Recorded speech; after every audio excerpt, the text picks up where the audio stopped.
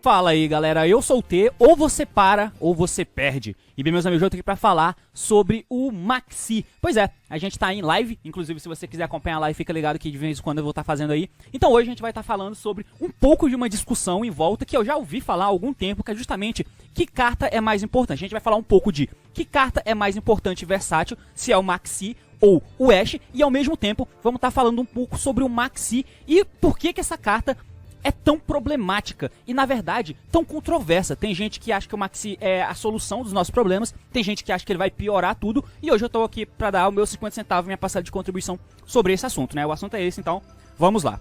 Muito bem, meus amigos, então aqui, como vocês podem ver, né, a gente vai estar falando da Ashe contra o Maxi que foi banido no começo de 2018, eu acho que foi no começo de 2018, ele é uma carta bem antiga, e daí o Yu-Gi-Oh! Ele evoluiu muito de uns tempos pra cá. Tinha época, por volta ali, mano, 2011, 2012, que tinha Maxi disponível e você não usava. Você usava só pra, mano, um deck de Quasar, pra eu não perder, eu vou usar essa merda, entendeu? Na época que o BA foi pro meta, ele era utilizado também. Na época que o Dragon Ruler tava no jogo, dependendo, você nem usava a porra do Maxi, porque dependendo do cenário, ele não era tão bom assim. Então, ele é uma carta que, dependendo de como tá o jogo, ele fica muito impactante, mas dependendo de como tá o formato, ele fica irrelevante a ponto de você nem querer usar também. Isso é fato. Só que no final de 2016 ele foi semi-limitado, aí na época do Zodiac ele foi limitado, e em 2018, no começo de 2018, quando veio aquela lista, quando chegou o Electromite, o Maxi foi banido. Beleza. O Maxi, pra quem não sabe, simplesmente durante qualquer turno você pode descartar ele da tua mão e a partir dali, pra cada monstro Special Summon que o oponente fizer, você compra uma carta. Beleza, até o final do turno. Então, pra cada Special Summon que ele fizer, você compra uma carta. Isso é muito foda, muito foda. Pra cada Special Summon que o cara fizer, você comprar uma carta, é uma parada muito desequilibrada. Por outro lado, a Ashe, ela tem basicamente o efeito que quando um card ou efeito é ativado que inclua ou mandar a carta do deck pro cemitério, ou adicionar a carta do deck pra mão, ou invocar alguém do deck, basicamente quando você mexe no deck, você pode descartar a Ashe e aí você nega o efeito. Basicamente é isso. Em termos de força e poder, não tem nem comparação o Maxi contra a Ashe. O Maxi é muito mais opressivo. Ele pega o turno inteiro e pra cada Special Summon que é feito, você compra uma carta. Cara, o Yu-Gi-Oh! Evoluiu de uma forma que Special Summon é a alma do jogo. Não tem como você jogar sem estar realizando muitos Special Summon. Simplesmente o jogo evoluiu pra isso. Então ele é com certeza muito mais opressor, muito mais opressivo. A Ashe, ela é uma interação muito simples, de 1 para 1. O cara vai fazer uma ação de adicionar uma carta do deck, você dá a Ashe, tá ligado? Tudo bem, essa carta que ele vai adicionar é super impactante, às vezes brinca o cara, tananã. Mas em nível de força e poder, nem se compara. Ashe com o Maxi. O Maxi é com certeza muito melhor. Porém, o Maxi é uma carta sazonal. Dependendo de como tá o formato, o Maxi é bom ou não. A gente vai entrar em outro assunto daqui a pouco, mas vamos supor que você tá num formato de controle. Sei lá, como era antigamente. Então, dependendo da época, quando você tá com decks mais lentos, decks de controle que não fazem tanto Special Summon, por mais que o Maxi exista, é melhor nem usar, entendeu? E o Ashe, por outro lado, é impossível existir algum ponto na história do jogo em que o Ashe não seja relevante. Por esse motivo, o Ashe é com certeza uma carta muito mais versátil do que o Maxi. Inclusive a Ashe nega o Maxi, tá ligado? E o Maxi não nega a Ashe, então ponto positivo pra Ashe. Obviamente em termos de poder o Maxi não tem comparação, ele é desproporcional, mas em termos de versatilidade, o Ashe sempre vai ser bom, independente do formato, se for um formato de combo ou se for um formato de controle. Às vezes em formato de combo, dependendo de como esteja, a Ashe pode ser até estranha. É melhor você usar Nibiru, Draw, essas coisas, blá blá blá. Mas é impossível não ter um meta, um cenário onde o Ashe não seja realmente relevante. Por esse motivo, eu dou o título da carta mais versátil, obviamente, pra Ashe Blossom, porque do meu ponto de vista ela é uma hand trap muito mais importante pro jogo do que o Maxi. E obviamente só vale se for a Ashe do pezinho, se for a Ashe testuda, aí não. Beleza, agora sobre o Maxi, galera. O Maxi, como é que eu posso dizer isso? Ele é inversamente proporcional à evolução do jogo que a Konami imprimiu dentro do próprio jogo. O que eu quero dizer com isso? Se a gente pega pra ver a evolução do Yu-Gi-Oh! Você tinha uma época, por exemplo, 2016. O jogo começou a se descontrolar em 2016. mas ainda assim era um jogo muito mais contido do que é agora. E naquela época ainda era aceitável o Maxi estar no jogo, porque assim, começou a descontrolar ali, vai galera, porque tipo assim, qual é o grande problema do Maxi? Você abrir de Maxi, o oponente não, e aí ele precisa fazer múltiplo special summon pra poder jogar e construir uma board minimamente aceitável. Só que naquela época ainda, os decks ainda eram pautados um pouco em estar usando traps. Por exemplo, o BA. O BA é um deck que, se fosse o deck de BA Phantom Knight, por exemplo, você tinha um númerozinho, um pack de traps que você podia usar. Como o Monarca estava no jogo, você mesclava entre traps e hand traps. Então, não era um deck onde você faz uma parada turbo pra, através de qualquer combinação de carta, você chegar numa carta genérica que vai fazer você acessar uma parada genérica que vai fazer você acessar negações. Não era assim. O BA, por exemplo, que era um deck tier 1, você fazia Special de BA, Dante. E se você pudesse, Beatrice. Beleza. Daí você acha um jeito de buscar o Fog Blade, seta o Fog Blade, seta o strike que você comprou, tem Veiler na mão, passa. É isso aí. Valeu. O Cosmo, outro deck de combo também, que faz múltiplos de sumo, faz. Mas o Cosmo usava traps reais. Call, Oasis, Solace, Twin, esse tipo de coisa. Ainda tinha isso na mecânica daqueles decks. O Monarca não podia, porque ele precisava de toda a engine de consistência, então o Monarca não podia. E o Pêndulo, ele usava as counters, né? Então assim, ainda tinha traps amarradas a esses decks, o que é completamente diferente do que tem hoje. Então assim, vendo pelo copo meio cheio, ainda era aceitável o Maxi estar naquela época, porque os decks já começaram a se desequilibrar, de modo em que o início de um é explosivo o suficiente a ponto de ganhar o jogo se ele não é repreendido, mas ao mesmo tempo, se você toma, você pode tentar esperar um pouco, porque você usa defesas setáveis e explosivas, que são as traps.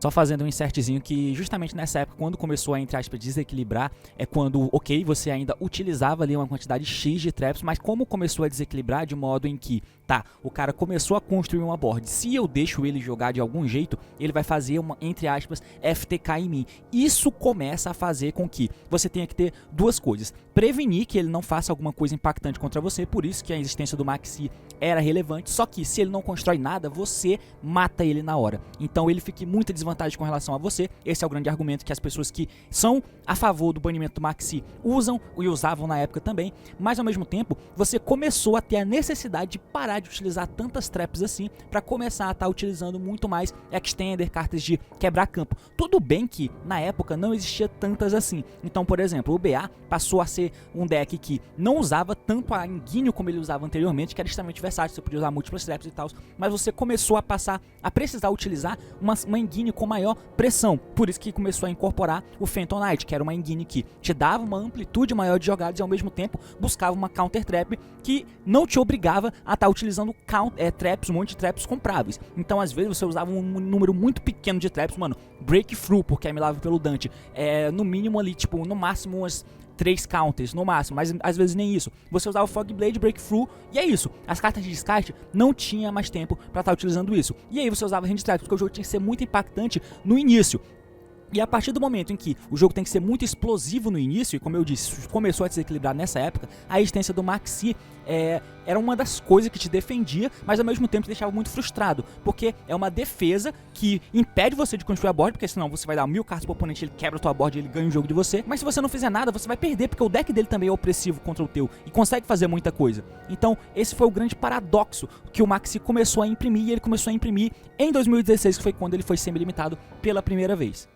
Nesse ponto de vista, o Maxi ainda é relativamente aceitável. O grande problema é que, de um tempo pra cá, o Yu-Gi-Oh! Começou a se perder um pouco na questão dos arquétipos, das engines e das mecânicas, de modo em que o arquétipo não é feito mais pra ser uma parada fechada e jogar em volta dele mesmo. Não, ele é feito, pensado no tipo de monstro que ele tem, na engine secundária que pode usar, que pode ser feito usando aquela mecânica. Então, o Dragon Link é simplesmente um punhado de múltiplos dragões, onde, independente da combinação, contanto que você faça Special Summon, você consegue chegar nele.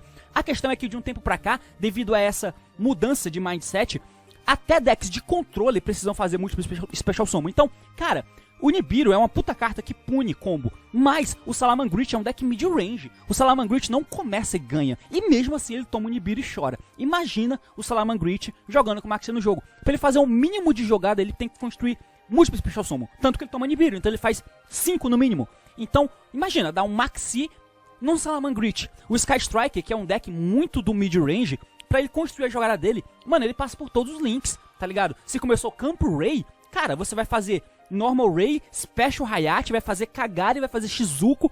E pra fazer nada, pra ter um bicho estático, você fez 3 Special Summon. Então assim, pela evolução do jogo, hoje, eu acho que tá desproporcional o Maxi. Porque o Special Summon deixou de ser uma arma do combo e passou a ser simplesmente uma arma de engine, de mecânica mesmo. Então existir o Maxi, eu acho que é um atraso em relação a como o Yu-Gi-Oh! Tá, pelo menos hoje.